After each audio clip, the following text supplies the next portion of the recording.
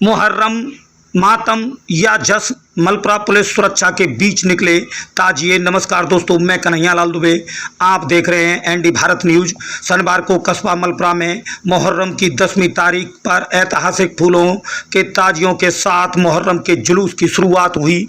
हजारों की संख्या में अकीदमंदों के ताजियों को जाकर करबला में सुपुर्द एक खाक किया। जुलूस के लिए पुलिस ने रूट डाइवर्जन के साथ पूरे मार्ग पर सुरक्षा व्यवस्था के तहत पुलिस की तैनाती की। मुहर्रम को आशरा भी कहा जाता है। इसे शिया मुस्लिम समुदाय के लोग गम के रूप में मनाते हैं। इस दिन इमाम हुसैन और उनके 72 अनुयायियों की शहादत को याद किया जाता है। पूरी दुनिया के मुसलमान मुहर्रम की 9 और 10 तारीख को रोज़ा रखते हैं और मस्जिदों और घरों में इबादत करते हैं।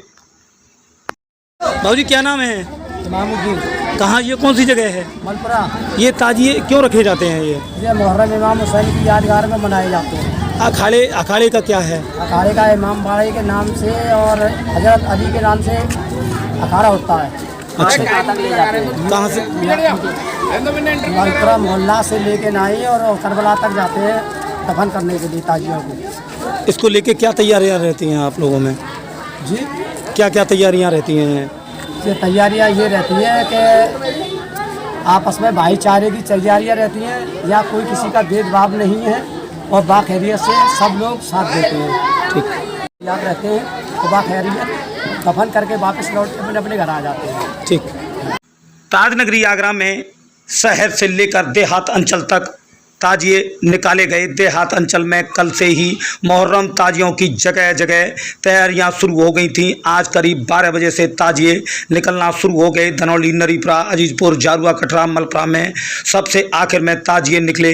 हजारों की संख्या में मुस्लिम समुदाय के लोग ताजियों में शामिल हुए। ताजियों के अखाड़े के लोग आकर्षण का केंद्र बने रहे। उन्होंने भांति भांति अपने कला के करतब दिखाए। तो वहीं मलप्रा प्रधान चौधरी हिम्मत सिंह ने मुस्लिम समुदाय के लोगों को बड़े हर्षोल्लास के साथ स्वापा व फूलमाला पहनाकर भव्य स्वागत किया। उन्होंने कहा, हमारे यहाँ भाईचारा और एकता को ध्यान में रखते हुए सभी जाति के लोग जातियों में एकत्रित होते हैं। तो वहीं ताजियों निकलने से पहले ही थाना मलप्रा प्रभारी अजय कुमार सिंह ने अपनी कमाल संभाली और सुरक्षा व्यवस्था को देखते हुए चप्पे चप्पे पर पुलिस को खड़ा कर दिया। मलप्रा से धनौली तक चारों तरफ पुलिस व्यवस्था में खड़ी दिखाई दी। मुस्लिम समुदाय के लोग मलप्रा से ताजिए लेकर आखिर में करबला तक पहुंचे। प्रधान जी, आज मलप्रा में ये ताजिए मुहर्रम निकाले जा रहे हैं, कैसा माहौल रहता है और क्या रहता है ये सारा? मैं चौधरी हिम्मत सिंह, ग्राम प्रधान मलप्रा। आज जो है मुस्लिम समाज की ओर से ये ताजिए सुपुर्द खाक के लिए जा रहे हैं। हमारे गांव में बहुत ही शांतिपूर्वक ऐसे कार्यक्रमों को किया जा रहा है और हमारे यहाँ हिंदू मुस्लिम एकता के प्रतीक है। हम जो बहुत ही शांतिपूर्वक और सद्भावना से सहयोग में तत्पर रहते हैं। आपको बता दें, मुहर्रम के दौरान मुस्लिम समाज के लोग घरों में ताजिए बनाते हैं और 10वीं मुहर्रम को उन्हें करबला में सुपुर्द एक खाक करते हैं। पाए चौकी से निकलने वाले ऐतिहासिक फूलों के ताजियों के पीछे सभी ताजिए जुलूस के रूप में निकलते हैं। दिन भर ताजियों के साथ जुलूस निकलते रहते हैं। मुहर्रम का पुराना इतिहास है। आज से लगभग 1400 साल पहले तारीख इस्लाम में करबला की जंग हुई थी। यह जंग जुल्म के खिलाफ इंसाफ के लिए लड़ी गई थी। इस्लाम धर्म के पवित्र मदीना से कुछ दूर शाम में मुआविया नामक शासक का दौर था। मुआविया की मृत्यु के बाद शाही वारिस के रूप में यजीद की धृष्टता मौजूद थी।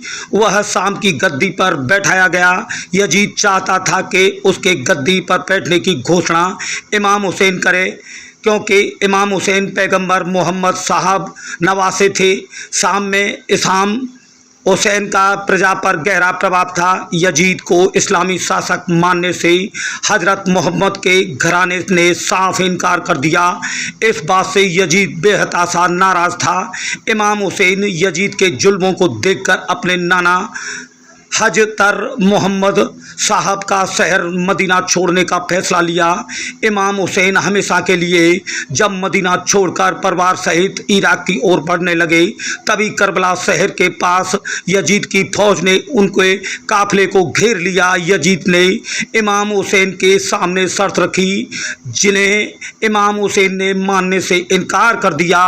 शर्त न मानने पर यजीद ने इमाम हुसैन को युद्ध के लिए ललकारा। यजीद ने से बात करने के बाद इस्लाम हुसैन इराक के रास्ते में ही काफिले के साथ फुरात नदी के किनारे तंबू लगाकर ठहर गए। तंबू हटाने के लिए यजीद ने अपनी फौज को आदेश दिया। इमाम जंग नहीं चाहते थे क्योंकि उनके काफिले में केवल 72 लोग थे।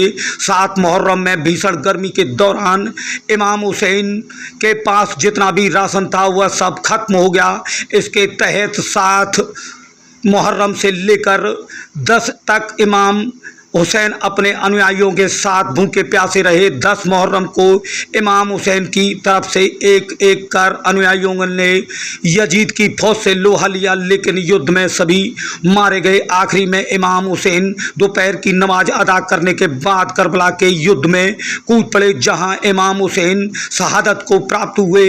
इस जंग में इमाम हुसैन के एक बेटे जैनुल आवेदीन जिंदा बचे क्योंकि 10 मुहर्रम पर वह बीमार थे। उन्हीं से मोहम्मद साहब की पीढ़ी आगे चली। इसी कुर्बानी की याद में मुहर्रम मनाया जाता है। इसी कारण मुहर्रम का मातम का महा भी कहा जाता है। तो बने रहिए एनडी भारत न्यूज़ पर और देखते रहिए आगोदे का हाल।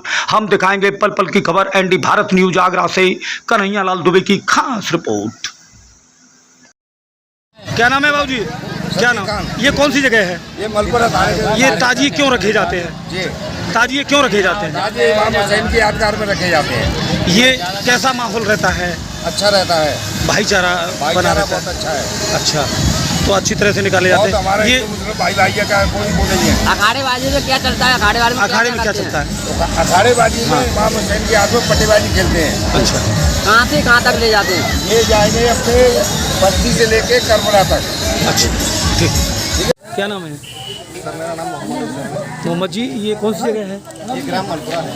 ये ताजिए ये क्यों रखे जाते हैं ताजिए? सर ये हमारे हजरत इमाम हुसैन की याद में ये तारियादारी करते हैं। ये कितने दिन रखे, ये कितने दिन पहले रखे जाते हैं? ये सर 7 तारीख को भी रखे जाते हैं, 9 तारीख को भी रखे जाते हैं। क्या महत्व है इसका?